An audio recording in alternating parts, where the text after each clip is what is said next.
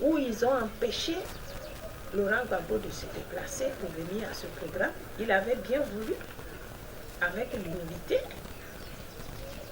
il avait voulu être présent.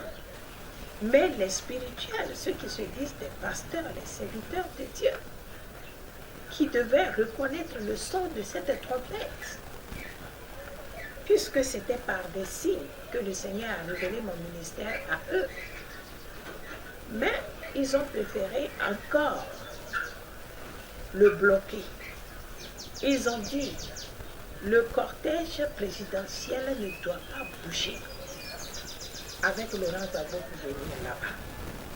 Ni son épouse ne doit pas bouger pour se rendre au palais de la culture en question, là où on faisait le programme.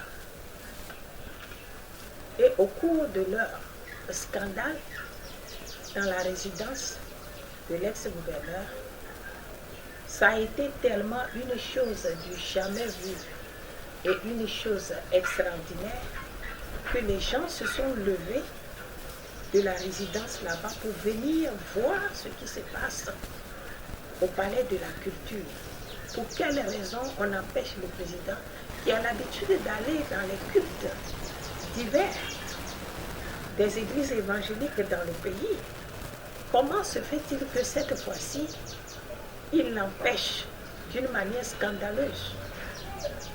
Donc, par curiosité, d'autres sont venus. Il y a même un homme médiatique qui était venu. Et c'est au cours de ce programme-là que j'annonçais que le Seigneur m'avait révélé dans une vision en l'an 2001 que le ciel de la Côte d'Ivoire était fermé et que le souffle ne venait plus d'en haut. Donc tous les habitants du pays mouraient.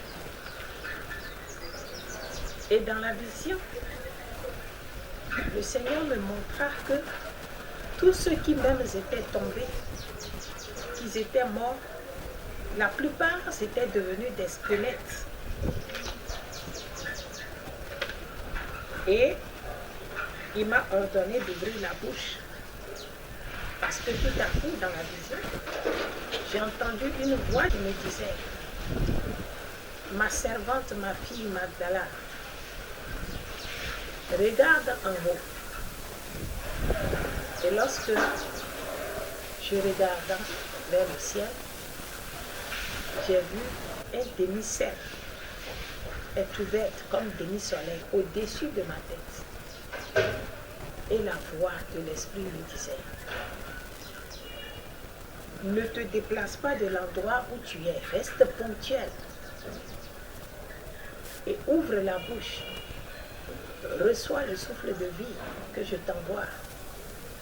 Et quand tu serais rempli, tu vas souffler sur tes frères, ceux qui sont morts dans le pays, afin de leur redonner la résurrection, pour qu'ils retrouvent leur vie sauve.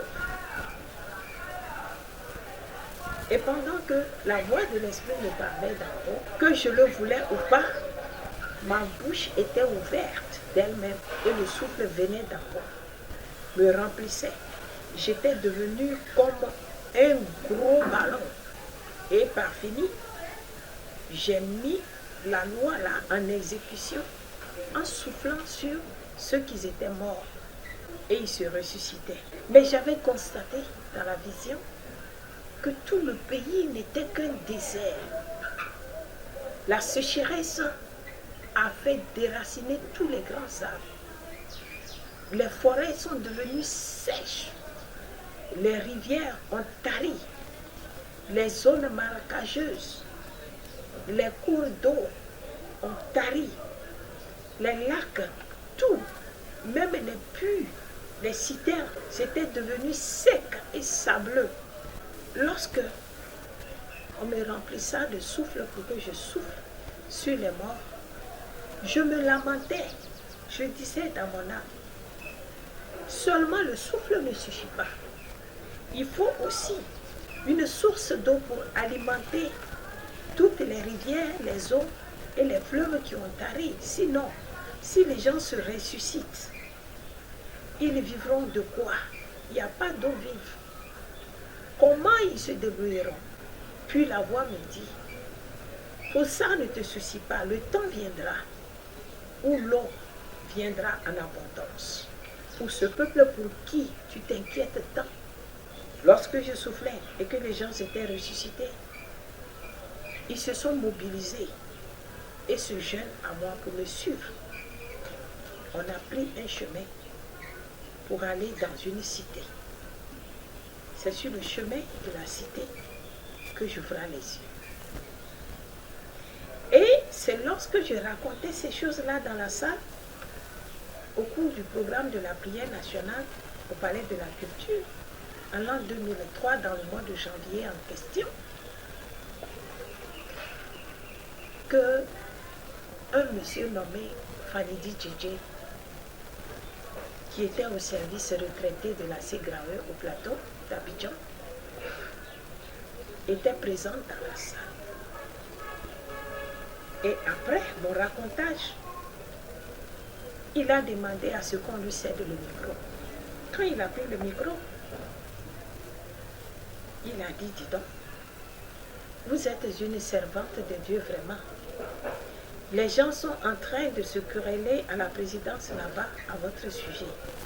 Par rapport à ce programme que vous avez organisé, on dit le président ne doit pas être là, ni son épouse. Pourtant, on les a sensibilisés. Quelqu'un est allé leur annoncer le programme. Mais, on les a empêchés de venir. Moi, vu la déclaration de cette prophétesse que vous êtes, et ce qui s'est abattu sur notre nation, la Côte d'Ivoire, nous ne pouvons pas rester sans toutefois s'approcher de vous pour en savoir de quel langage vous parlez. Voilà pourquoi moi, je me suis donné une résolution de venir de mon propre gré à la place du président Laurent Gbagbo. Je suis venu pour voir et pour aller les informer de ce qui se passe et de ce qui se déroule ici au cours de ce programme. Ce qui est de nouveau, je suis venu pour connaître ça. Et réellement, j'ai connu que vraiment la Côte d'Ivoire est dans un état mortel. Comme vous venez de le raconter, servants de Dieu. Nous avons besoin des servants de Dieu comme vous. Si sous votre parole, Dieu a ouvert le ciel pour faire venir le souffle de vie spirituellement, nous croyons que par vos prières, le Seigneur peut faire venir aussi la paix chez nous. C'est ce que moi je comprends en tant que païen. À vous les spirituels, la façon dont vous comprenez, je n'en sais rien. Et ce monsieur-là, permettez-moi, il a fait une offrande de tout petit, puisqu'il ne s'est pas préparé à ça. Il ne s'attendait pas à ça. Il était allé visiter le président et il est tombé dans l'embouteillage de querelles spirituelles. Donc c'est par curiosité, quand il a quitté là-bas directement pour ne pas rater l'heure du programme, il est venu. Donc il n'a pas apporté grand chose. Il a apporté juste quelques miettes. Voilà là où cet homme a tissé l'alliance avec l'Éternel et Dieu Tout-Puissant dans la vie de l'ex-gouverneur de Laurent Gbagbo. Lui-même, il ne sait pas que l'Éternel a tissé une alliance particulière avec lui par mon canal, au travers des séances que je venais faire en Côte d'Ivoire. Et qu'est-ce que Dieu va faire? Quand cet homme est parti, il m'a invité à causer avec lui, à lui expliquer de long et à large les situations à venir sur la Côte d'Ivoire, chose qui va empêcher l'économie de se fructifier, puisque je parlais de l'échec économique dans la salle.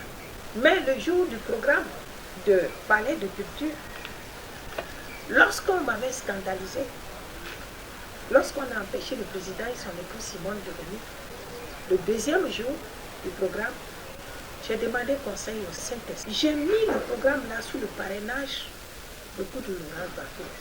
le président, pour que, s'il vient, que le peuple de tout le pays soit à l'abri de sa paix.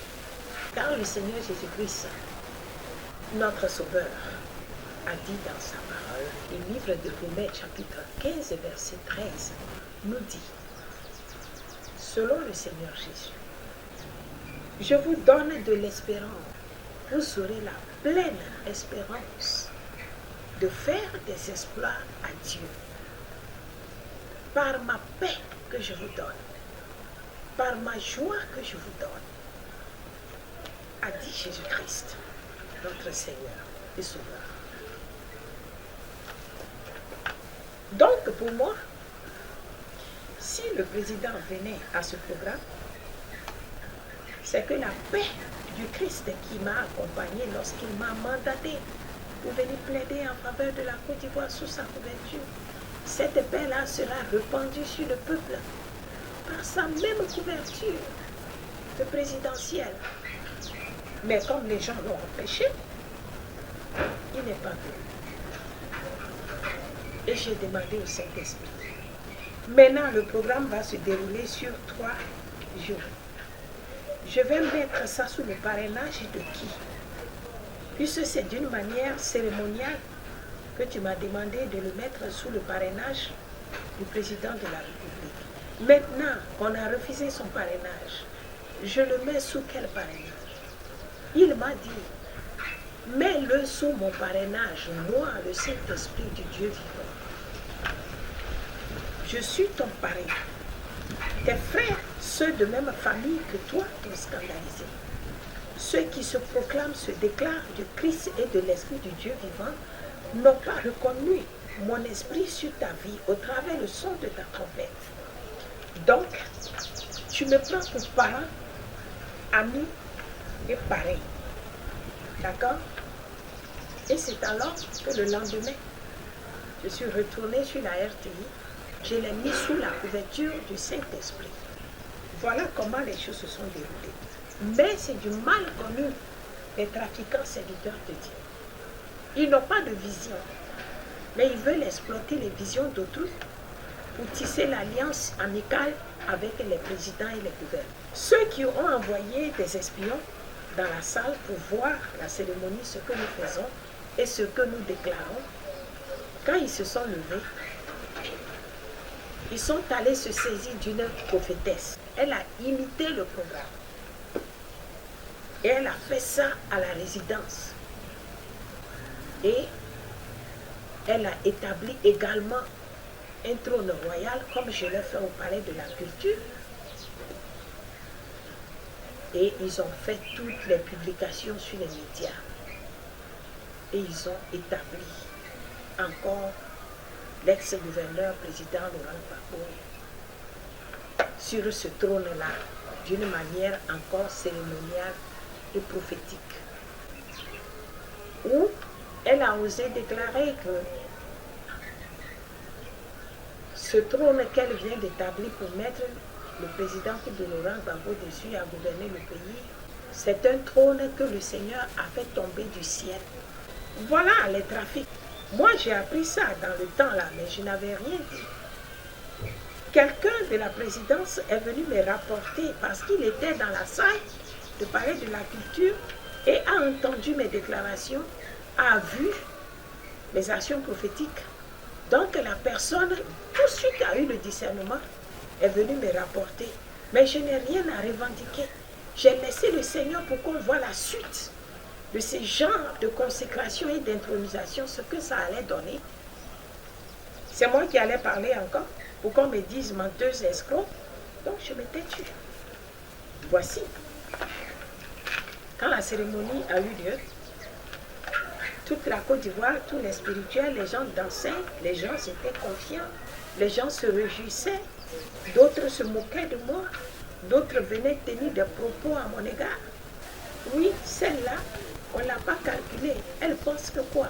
Elle n'est pas ivoirienne. Elle est venue, elle veut prendre la place des autorités spirituelles qui sont autour de Gbagbo. Elle fait ses actions prophétiques et elle pense que nous ne pouvons pas le faire aussi. Nous aussi, on a fait pour nous. Or, les Ivoiriens et peuples du monde entier, écoutez-moi aujourd'hui. Comment Dieu m'a révélé cette action prophétique? Je vous ai déjà dit une partie, mais une deuxième partie, je vais vous le dire. Lorsque j'étais en formation de l'école prophétique, on a été encadré au nombre de 26 personnes. Et j'étais la sentinelle principale. Parce que le Seigneur a révélé à ce prophète qui m'a encadré, c'est un Ivoirien. Il est baoulé. Le Seigneur lui a révélé que j'ai un ministère d'intercession sentinelle. Et que personne ne doit m'étouffer. Et cet homme avait organisé un programme au centre de pilote à Koumassi. Et c'est en 99.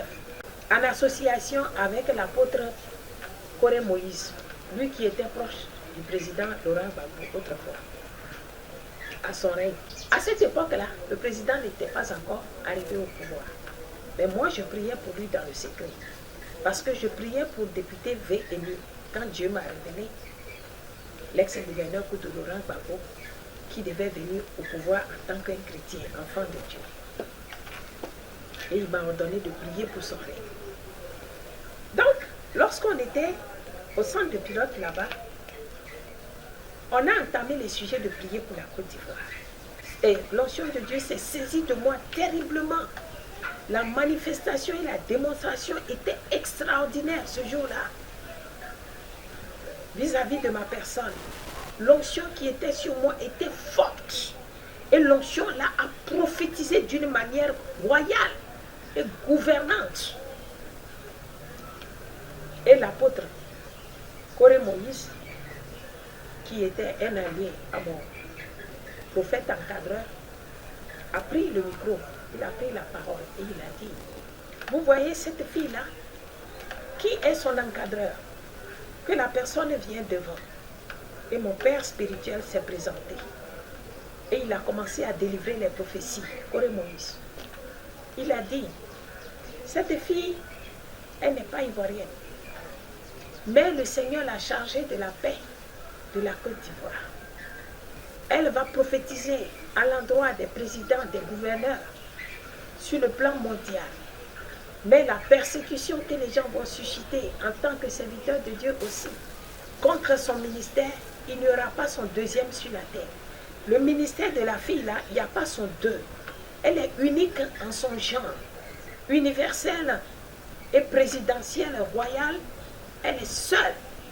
Remarquez-la très bien. Identifiez-la très bien. Les gens vont la pourchasser dans les nations à cause de la prophétie. Les gens vont la scandaliser autour des chefs d'État à cause de la prophétie. Parce que Dieu va lui parler clairement par des révélations. Et nul ne doit résister à sa prophétie. Tout peuple ou tout roi qui va refuser d'écouter sa parole, l'Éternel va faire venir des signes. Parce qu'elle sera accompagnée par des signes et des prodiges partout où elle passera. C'est la parole que j'ai reçue sur cette dame-là, qui a mis son bébé au dos là, sur qui l'onction se trouve. C'est ce que l'Éternel m'a dit. Regardez-la très bien. Elle serait unique sur le plan mondial. Mais je vous assure, quand Coré Moïse prophétisait, je n'étais plus dans mon état. Je roulais. Je faisais le tour de centre pilote sous l'onction dans une démonstration pas possible. Et mon image a marqué tous les serviteurs qui étaient venus en association de programme pour la Côte d'Ivoire ce jour-là. Donc, les gens, quand ils apprennent que j'ai un programme quelque part, lorsque j'ai démarré mon ministère, ils envoient les espions pour voir qu'est-ce que la fille avait dit, qu'est-ce qu'elle a reçu encore, qu'est-ce qu'elle a de spécialité encore que nous ne connaissons pas. Pour pouvoir imiter, trafiquer aussi, il y a des gens qui viennent comme ça. Et c'était le cas de Palais de la Culture. Donc, Anivi Djidji, je m'étais rapproché de lui et je lui ai raconté un peu la suite de la crise de guerre. Mais malheureusement, il m'a confié à une petite sœur de l'ex-président de Laurent Gbagbo, celle qui s'appelait Agnès. On m'a amené dans la résidence de Agnès. Et arrivé là-bas, j'ai causé avec elle de long en large. Elle-même, elle a rendu témoignage qu'elles ont mis l'écho de la prophétie qui a été scandalisée à mon niveau, mais qui est en marche aujourd'hui. Elle m'a posé toutes les questions, les contours. J'ai répondu. Et elle m'a dit, prie pour moi. Je vais aller voir mon frère. S'il me débourse une somme, j'ai besoin d'une somme importante de au moins 75 millions à 150 millions. C'est pour faire un projet. Mais si je vais et qu'il me le donne, je vais profiter dedans pour t'organiser un programme national et tu vas prier pour notre nation parce que ta parole m'a convaincue. Je suis très convaincue. Sinon, ma soeur Jeannette et moi et d'autres, nous avons appris cette histoire. On est au courant, mais on ne sait pas que le Seigneur t'a renvoyé pour nous délivrer de cette guerre. Et moi, j'étais dans un moment de jeûne. Et je m'étais retirée pour aller chez la fille de Fanny Djidji, pour aller faire un moment de jeûne et prier là-bas tranquillement. Elle est venue prier avec moi le premier jour. Le deuxième jour, elle est venue. Troisième jour, elle est allée voir son frère Laurent Gbagbo à la résidence et on lui a donné de l'argent. Et elle ne savait pas que quelqu'un qui m'aurait connu avec elle lorsque je l'approchais était aussi ce jour-là à la résidence lorsqu'elle était allée prendre de l'argent chez son frère. Mais moi, j'étais en prière, je priais. Parce que je voulais à tout prix que le mouvement négatif meurtrier qui se déroulait soit suspendu. Donc, j'étais concentrée. J'ai prié à ce que cette faveur lui soit donnée pour que le pays trouve faveur. Si les pasteurs refusent à ce que le programme soit organisé par le président, au moins, si sa sœur s'élève, ce serait toujours lui. Donc, j'étais dans les lamentations lorsqu'elle est allée prendre des sous. Mais dès qu'elle a pris ce sou-là, elle m'a tourné dos. Elle n'est plus venue me retrouver à l'endroit où j'étais dans le moment de jeûne pour ces causes-là. Elle n'est plus revenue me voir jusqu'à ce que c'est fini. Un jour, j'ai terminé mon moment de jeûne de 21 jours et j'ai quitté là-bas.